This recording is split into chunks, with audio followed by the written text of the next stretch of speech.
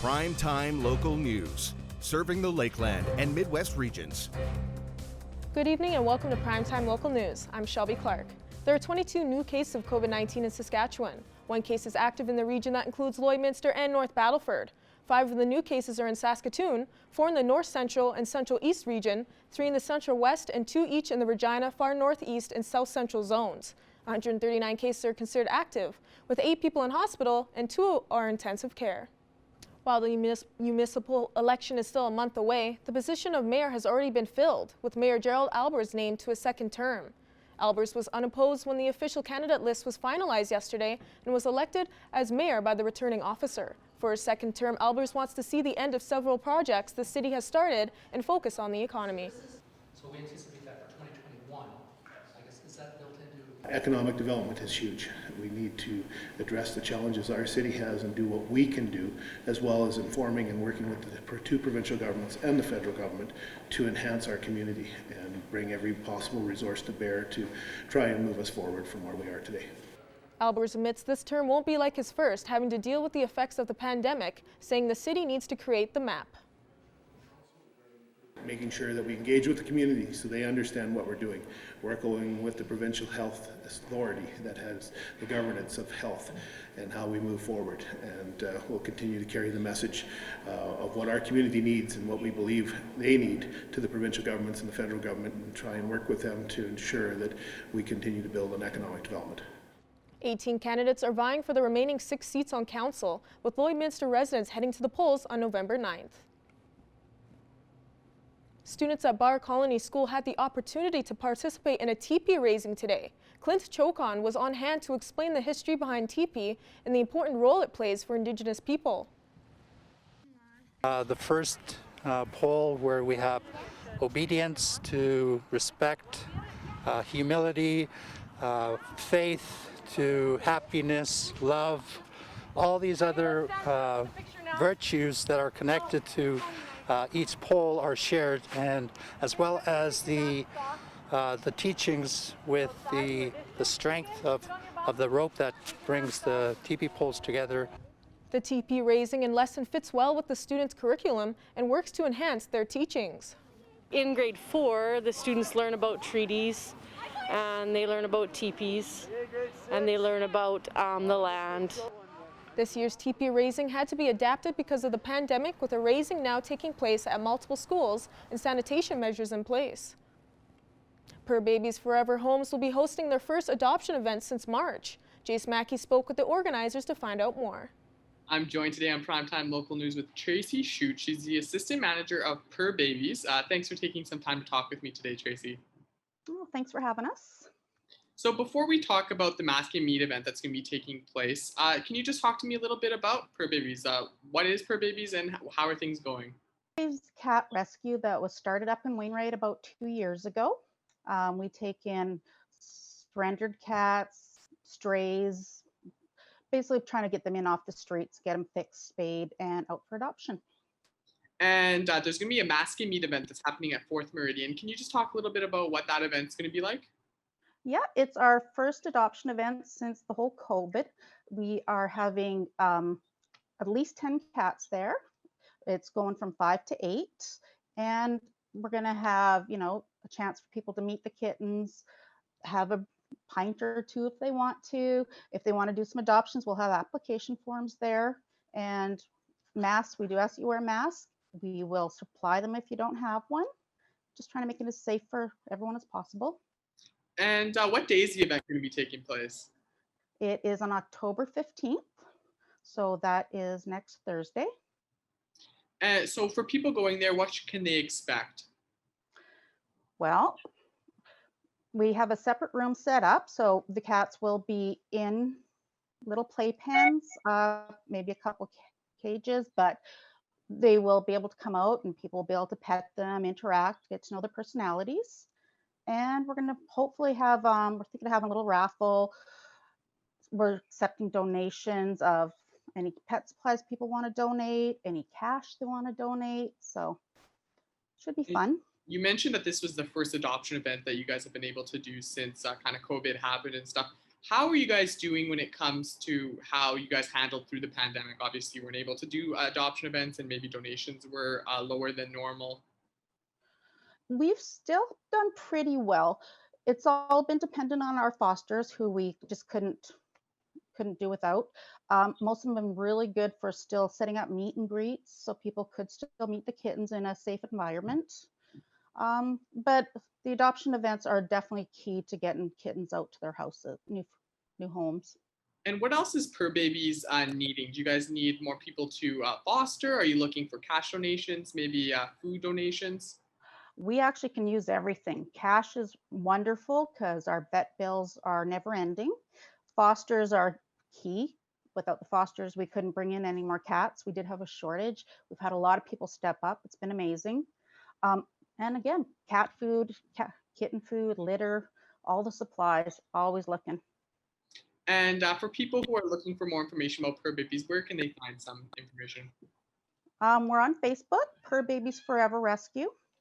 And I believe from the Fur Babies website, the dog side of the rescue, you can actually access the Purr Baby side now too. Awesome. And before we go, is there anything else you want to add? No, I just hope to see we're hoping to see a lot of people there, maybe get a few adoptions, get our name out there and have a good time. Awesome. Thank you so much for talking with me today, Tracy.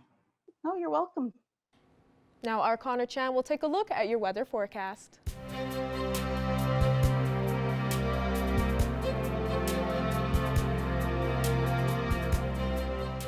Thanks very much, Shelby. Looking at temperatures right now, we had a little bit of a cool day today. We did have a little bit peaks of sun throughout the day, but still fairly cool nonetheless, as we are in single-digit territory right now. As we look at 7 degrees with some cloud coverage continuing on with not a whole lot of sun our way, with winds fairly light coming in from the north at 2 kilometers an hour. And as we look at some other temperatures in the area, we see 8 degrees in Vermilion, Vegreville, Marwayne, and St. Paul, while we see 7s also in Lac La Biche and Bonnyville. A little bit warmer in Edmonton as we make our way west at 10 degrees, along with Provost and Wainwright.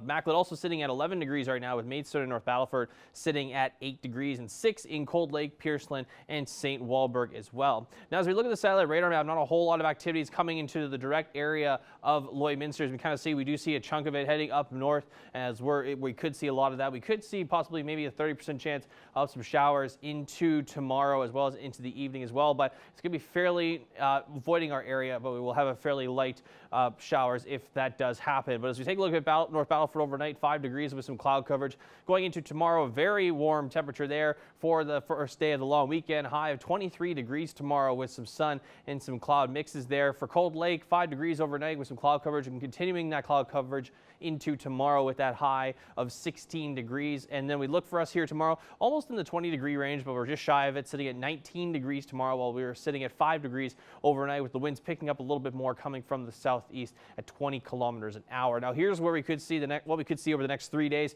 9 degrees on Sunday as we drop down dramatically from what we see tomorrow. So tomorrow's going to be probably one of the only warm day we could be expecting, as we see a 60% chance of showers on Sunday. As we see that wind chill added on there, it's going to be a lot colder, especially in the mornings, where we start to see those single digits of 4 and 5 and then 0 on Monday, and then 8 degrees for the daytime high with some cloud coverage and some sun. It was fairly cooler this morning. It was about that 5-degree mark to start the day off, and that's what we're going to be seeing for the next little bit here. But that is the first look at your weather forecast. We'll have more primetime local news coming up after the break.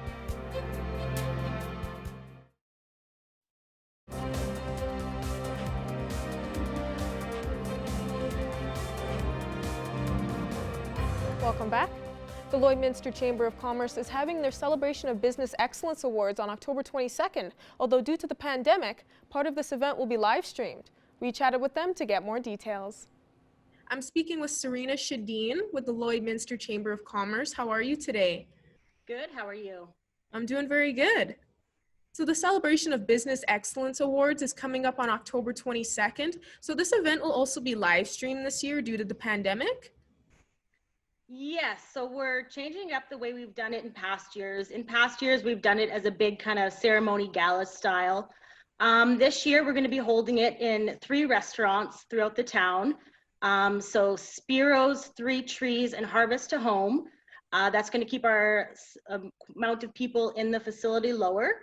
And so every award category will be happening in the same award category will be happening in that one restaurant, which we will then live stream that ceremony to the other restaurants as well as online. So this year, the general public, everybody could watch the business awards online. And what else will all be involved for the ceremony?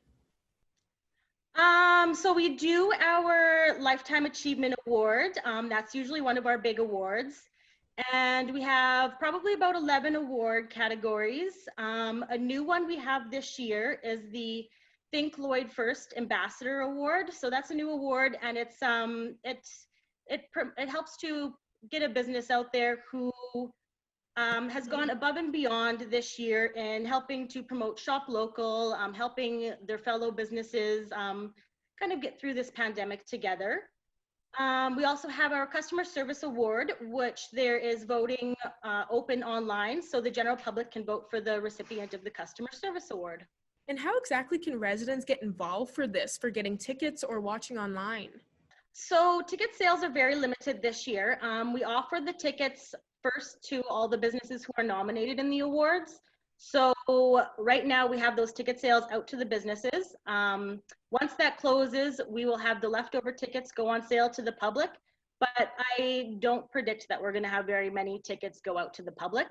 Online, it's going to be for live streaming on our website and social media, so the general public can watch it online. And has there been lots of support so far coming up to the event? Yeah, everybody's really excited. I think this year has just been a tough year on everybody, but business especially. So we felt this year's Business Awards more important than ever to hold, just because we really need that positivity in our community. The businesses within our community have gone above and beyond all year long. They've been still stepping up, donating, volunteering. They've been, struggling themselves. And so I think this year is more important than ever to celebrate our businesses and all the exceptional work that they have done over this past year. Well, thank you so much for joining me today, Serena. Okay, thanks. Thanks for having me.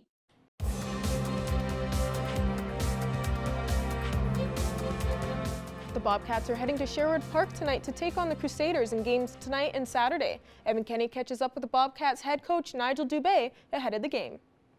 Well, this weekend, the Lloydminster Bobcats kick off their 2020-2021 exhibition season, which is a start. We will be making our way to a regular season, hopefully shortly. Joining me today is Nigel Dubé to break it down ahead of this game. Now, Nigel, obviously you guys had quite a few inter-squad games being played out of Kitscoty here. With these extra games being played and extra practices ahead of your first exhibition game, how do you feel going in? Well, I think for us, obviously, a lot different than a year ago, just with the number of bodies that were with us last year and knowing kind of how we operate here and not far off from the systematical side of things. So it was an opportunity, and within the practice too, we had structured the scrimmages just like we would a preseason game. So we weren't far off there, but definitely more time on the ice. So guys are familiar with it now. It's just adding that element of gameplay against an opponent, and we feel like we're confident in our preparation leading into the weekend, and now it's just a matter of the execution points. Now, Nigel, is there maybe one or two keys from those games that you hope to bring into the series versus Sherwood Park? Well, one of the highlights, I think, of the scrimmages and the inter squad was just the compete level and the emotion that went into the game and wanting to win every battle and work for those pucks and, going really hard for the, what was 45 minutes in those games. But just the way that we competed, we battled, and we wanted it so bad. I think that's a huge part of it. And at the same time, we made some nice plays and defend it well too as well. So, but I think if we can come in with the emotion that we had in those games playing each other and now put it towards an opponent, I think that's going to pay off for us. And now with two games this weekend, are we going to be seeing some similar lineups, or do you think you're going to change it up a little as the weekend goes? Yeah, with 24 guys here, and we got a couple injuries right now. So we'll have a couple guys out with the injury side of things, but you know, it won't be far off just with the rotations with the bodies that we have available. So it's going to be too similar.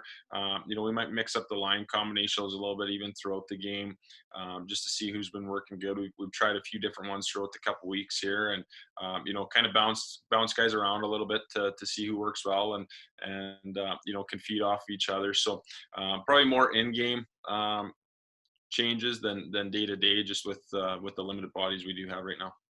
And finally, Nigel, we know Gunnar Kinneberg is your guys' team captain, but have you announced the rest of the leadership group? Yeah, we have a great leadership group around them.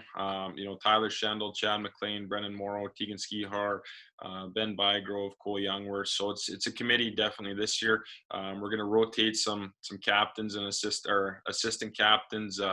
Gunner's actually one of our guys that's going to be out for the weekend here. So you know, it's one of those that guys are going to have to step up early. So, you know, we look forward to our leadership group continue to you know, lead the charge here and have guys going. They've done a great job so far, and just needs to continue now moving forward day by day.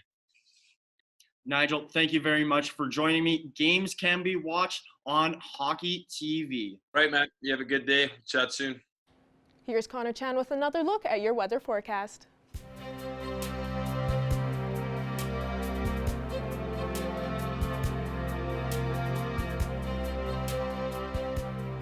Thanks very much, Shelby. Looking at temperature still 8 degrees for us here currently right now here in Lloydminster. As we move out west, we have a little bit warmer temperatures, but not by much in Edmonton at 10 degrees along with Jasper. Red Deer sitting at 11 degrees right now with 8 in Athabasca and in Rocky Mountain House, while 9 degrees in Whitecourt and North Battleford right now, and then Cold Lake sitting at 6 degrees as well. 10 in Saskatoon with 7 in both Meadow Lake and in Prince Albert with 6 degrees right now in Melfort. Now as we look at temperatures in northern Alberta and Saskatchewan, 4 degrees in Loche and Buffalo Narrows with 5 in Larange and 2 degrees in Flin Flon. We do see a negative temperature there out in South End at -1, so it's getting fairly cooler out in the northern areas, and Walson Lake sitting at 1 degree as well, while Stony Rapids sitting at 4 and Uranium City sitting at 2 degrees. 8 degrees in Slave Lake as you look into northern Alberta, 8 degrees also in Grand Prairie with 9 for Peace River and in High Level, 5 in Fort McMurray, and then 6 in Fort Chipewyan as well. Now, as we look into Lethbridge, 18 degrees the daytime high with 17 in Medicine Hat, 11 degrees in Calgary and Coronation right now, and then 13 degrees down in Banff. We look at southern Saskatchewan, a little bit cooler than southern Alberta. As we look at 10 in Kindersley and Regina, 12 in Swift Current, and then 11 degrees in Moose Jaw with 9 in Yorkton, and then 13 in Estevan. Now, as we look in across the national temperatures across the country, 13 in Winnipeg, 11 in Quebec City, with 14 in Toronto, one of the few places that have just some more sun than most places everywhere else. It's kind of cloudy. Regina also has similar temperatures going on in terms of the sun and cloud coverage there, but 5 degrees out in St. John's and 6 in Halifax, as of course we're getting close into the evenings out in the Maritimes. 10 degrees also in Edmonton, as I mentioned, with some cloud coverage, and then 15 in Vancouver with some showers, and 6 in Yellowknife with 7 degrees also in Whitehorse. Now, taking a look at temperatures for tomorrow, we are going to see a bit of a spike in temperatures. We could see close to 20 degrees for us here in Lloydminster at 19, 20 degrees in Vermilion with 18 in Vegreville. A little bit cooler in Edmonton compared to what we're going to have at 16. Also, we'll see 16s in St. Paul, Bonnyville, Cold Lake, and Pearceland. 21 in Wainwright and Maidstone for tomorrow. 22 down in Provost and Macklin for tomorrow. And then 23 degrees in North Battleford, one of the warmer areas we're going to see here in the Lakeland region. And then 20 degrees also in St. Walburg with 19 in Meadow Lake. And then Isle of Cross still seeing fairly cooler temperatures at 12 degrees. I did mention, of course, this is going to be the warmest day we're going to see, because as we take a look here at the next 7 days, we are going to see 8 degrees for on Sunday and Monday with a 60% chance of some showers there. 7 degrees, on Tuesday with that low of 0. -3 we're going to see consecutively for those next 3 days on Wednesday, Thursday, Friday. 5 degrees the high on Wednesday, and then 7 on Thursday. And that is not an illusion. There is a possibility of some flurries our way on Friday with some rain to go on top of that, with that high at 8 degrees. At a 51% chance we could see that happen. So averaging around 12 degrees for our daytime high, so we're well below average there, as well as our daytime lows where we were above for the longest period of time. But that's a look at your 7-day forecast for now. We'll have more primetime local news coming up after the break.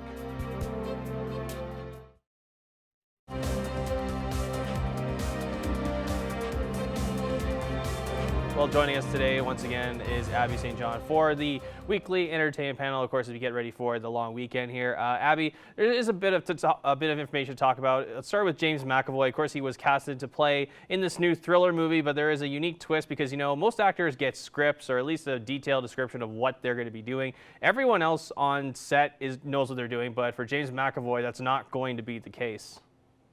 Yes, he was just cast in the film My Son, and now that's a remake of the French thriller of the same name. And you're right, he is not receiving any script or lines of any dialogue for this film. It is all going to be improvised by him, similar to the original movie. Now, with McAvoy, he is so talented, especially in his movie Split, where he portrayed multiple different characters within one character, as the character he was playing had multiple personalities, and he was phenomenal at it. You couldn't tell which character started and which character ended because he was just so good at switching on the spot to whatever character he needed to be. So I think he is the perfect choice for this role, especially when you need an actor who can improvise an entire film. And like you said, the other actors, his co-stars, including The Crown's Claire Foy, who will play his estranged ex-wife in this film, she gets a script, so she's going to know what to say and how the story is going to go. James McAvoy, however, has to improvise, which I think he is going to be able to do that. I think he's the perfect choice. Now, this movie will follow him as a work-obsessed father, and he learns that his 7-year-old son has disappeared, so he spends the movie trying to find him. And the director, Christian Carrion, who originally directed the French film, is back to bring the English version of this film to life. And so that's going to be very exciting, because when you have someone who's worked on the original, the remake should be close or just as good as the original as well. It definitely should be, and of course James McAvoy does have those dramatic chops. You did mention Split, as well as we know in Atonement, and also in It Chapter 2, as well as Claire Foy, a great addition to that cast as well for her work on The Crown. Now, Abby, last week we talked about Jamie Foxx coming back into the Marvel Cinematic Universe playing Electro. Now we get news recently that Benedict Cumberbatch is going to be in that movie. And of course, we saw that relationship with Peter Parker and Doctor Strange in Avengers. And now, of course, with Doctor Strange's sequel focusing more on multiverse and the theories of all this different Spider-Man possibly, and with Spider-Man Into the Spider-Verse kind of creating that, amping that up a little bit. What could we possibly see from Benedict Cumberbatch in this movie? Yes, well, it hasn't been confirmed exactly, but it has been reported that he has joined the Spider-Man 3 cast, and now that they're going to be going into filming next week, the cast is pretty much secure. We did talk about Jamie Foxx reprising his role as Electro, and he confirmed it, but then immediately deleted it off of social media. So that's very interesting, but it's also very exciting that we're going to see him in this film. Now, you mentioned that Doctor Strange in the Multiverse of Madness, that's his next film. That's starting to be filmed shortly after Spider-Man 3 starts filming. So they're very close together. And Spider-Man 3 is going to be set in New York, which, as many Avengers fans know, is where one of Doctor Strange's places is in the film. So it's going to be interesting, and because we dive into the multiverse with Doctor Strange, it will make sense and give a little bit more background as to why Jamie Foxx's Electro is making a jump into this film, considering that The Amazing Spider-Man 2 and this Spider-Man universe are very different because there's different Spider-Man, different Peter Parkers. So it's very interesting, and that will just add the extra bit of making sense of why we're seeing a jump between the multiverses. And Sony has also been in the works of trying to bring Spider-Man into the multiverse as a live action film. So that will just add to it as well. And Doctor Strange, like you said earlier, they got very close within the Avengers. And so he could now play as more of a father, like more of a mentor role to Peter Parker now that Tony Stark is unfortunately gone. Absolutely, and of course it'll be kind of fun to see for those OG fans, see if maybe if that multiverse happens, maybe Tobey Maguire or Andrew Garfield pops up in there in that new movie. But Abby St. John, thanks a lot for joining us. Thank you.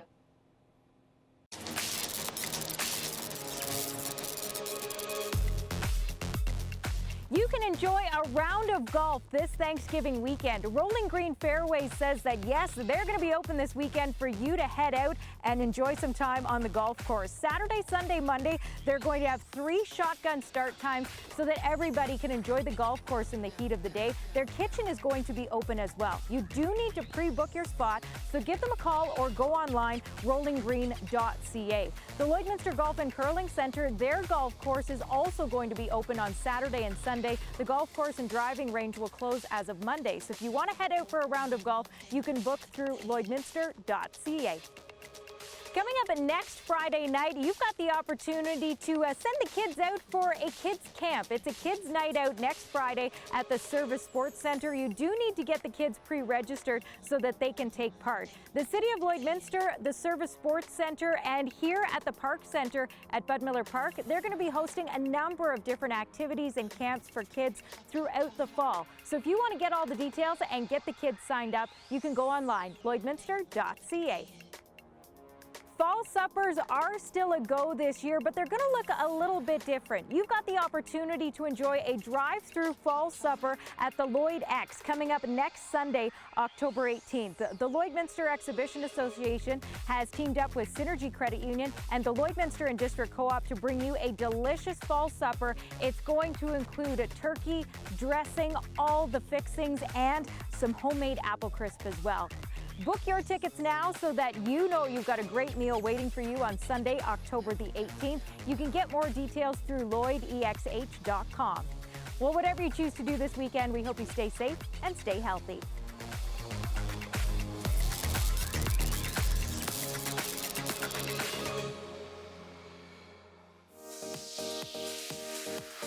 What's Happening is brought to you by Northern Factory Workwear, Circle Drive East, Saskatoon, and Highway 17 South, Lloydminster.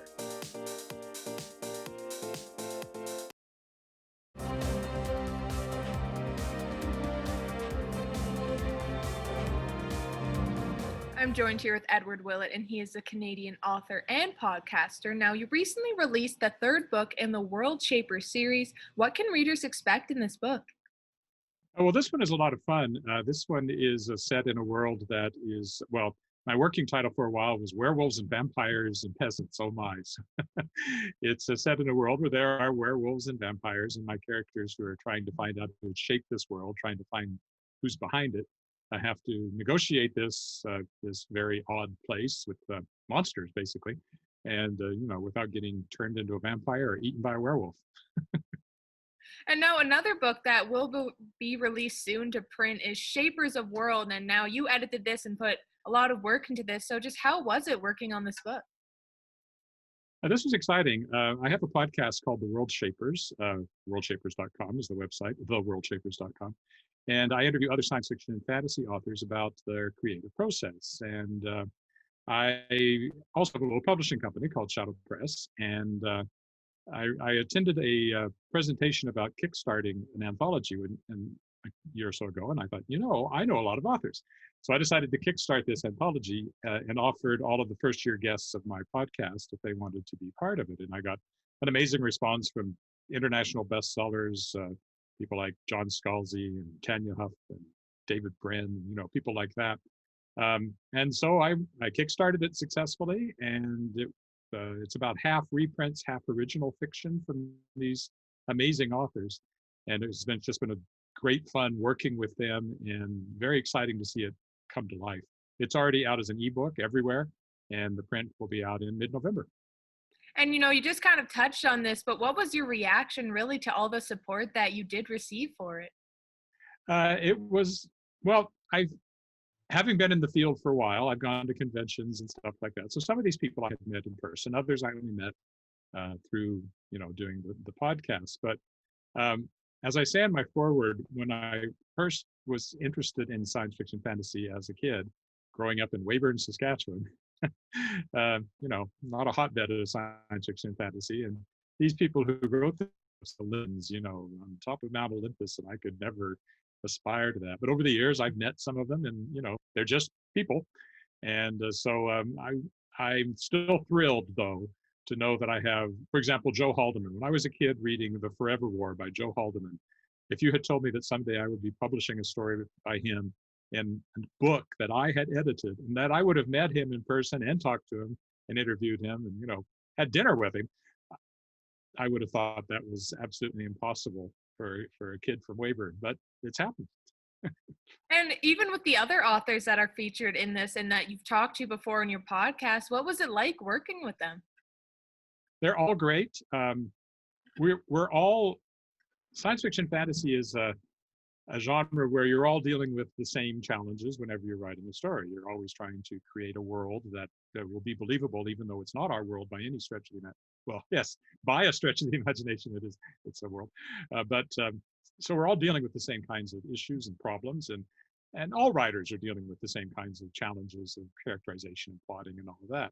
So talking to other authors and finding out how they tackle some of these things, that's what the World Shapers is all about, is the process. And it's been wonderful, and everybody's been very, very generous with their time. You know, I just can't say enough about how wonderful my guests have been. And now your podcast also won an Aurora Award. So what did it mean for you to be recognized for this? That was cool. I've won an Aurora Award for my fiction. I won the Aurora Award for Best Canadian Science Fiction Novel for a book called Mars Seguro back in 2009, which is published by my New York publisher, Daw Books, like the same publisher of The Moonlit World. So that was cool. And I love, you know, I'd love to get another one for my writing. And I've been shortlisted a few times. I haven't won another one. But this one's in a completely different category. This is Best Fan-Related Work. And that was really cool too, because most of us in the field, we might be writers, but at heart we're fans. That's where we started. We started as fans. And so to get a fan award and to know that there are fans of science fiction and fantasy who are really enjoying what I'm doing, that was a nice bit of recognition for sure. And it's a cool trophy too. Yeah, for sure. And where can people go if they're looking for the book or if they're looking to listen to the podcast at all? My books are available through any bookstore. Daw Books is a major publisher, and Shadow Paw Press is not, but thanks to the magic of independent publishing these days, it's available through every ebook store right now, Amazon, Chapters, whatever you like. And the print book will also be available through any bookstore that might not have it, but you can certainly order it in. Or you can get it directly from me. Shadow Paw Press has its own website, shadowpawpress.com. For the other one, I sell my books myself through edwardwillettshop.com. My main website is edwardwillett.com, but I have edwardwillettshop.com, and you can buy autographed copies directly from me if you'd like. Although at the moment I don't have the Moonlit World because of COVID-19. My author's copies have not arrived, but at some point I will have copies. Well, thank you so much for joining us today, Edward. Well, thanks so much for having me. Taking one last look here at your weather forecast. 19 degrees tomorrow, then we get a little bit cooler for the rest of the weeks. 8 degrees on Sunday with some showers, 8 on Monday, 7 on Tuesday, then 5 on Wednesday, then 7 on Thursday, then possibility of rain and snow mix on Fridays. We're going to have -3 temperatures for our daytime lows on Wednesday, Thursday, and Friday. So buckle up for a fairly cool week ahead of us, everybody.